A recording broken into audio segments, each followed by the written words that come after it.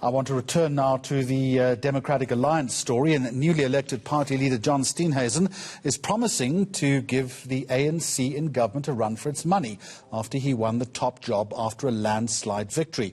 Delivering his acceptance speech, Steenhuisen said the DA would, under his leadership, offer what he termed people power and not state control.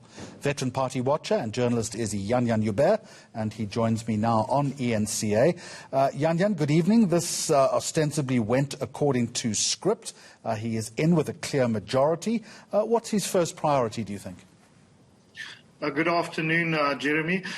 Yes, I think his first priority would be to stabilise the minority DA government in the city of Tshwane, where Randall Williams was elected mayor by a minority vote on Friday, mainly because ANC councillors refused to vote for an EFF candidate despite being told so by their political party.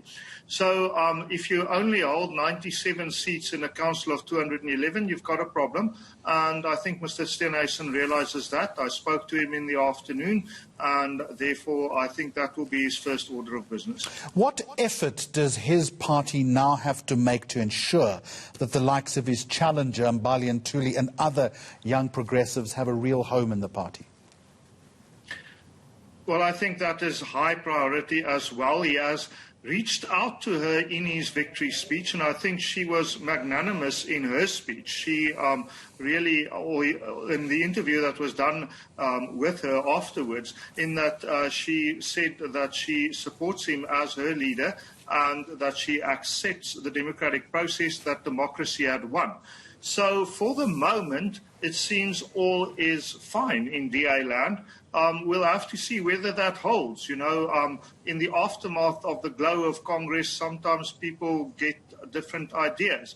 But as it stands, a win for Steenhuisen and no loss for Ntuli. I think she's at the age of something like 31, a bright star at the in the DA and in our politics, in whatever party she chooses to be in. But at this stage, and she always has chosen to be in the Democratic Alliance. She has supported the DA since she was very young. The DA leader in KwaZulu-Natal, the former DA leader there, Roger Burrows, supported her family when her father died, and that is where the link was established. And she started the first DA branch at Rhodes University, ran that successfully, went into the eThekwini municipality, the council there, Metro Council in Durban, then into the legislature in KwaZulu-Natal, and that is where she is, where she is also the main election organizer for the DA in KwaZulu-Natal, the only province in which it grew last year in the election.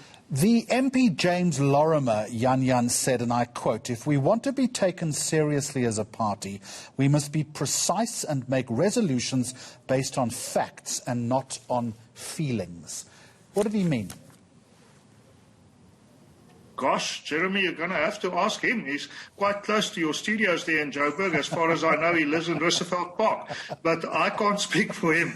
I have no idea what he meant. I think he means that that decisions must be made on facts and not on emotions. But the context and the if there was any wider message, I think that question best be put to him. I certainly will do that. The reason why I'm asking it is that you think the party has been a little emotional at times and has made poor decisions.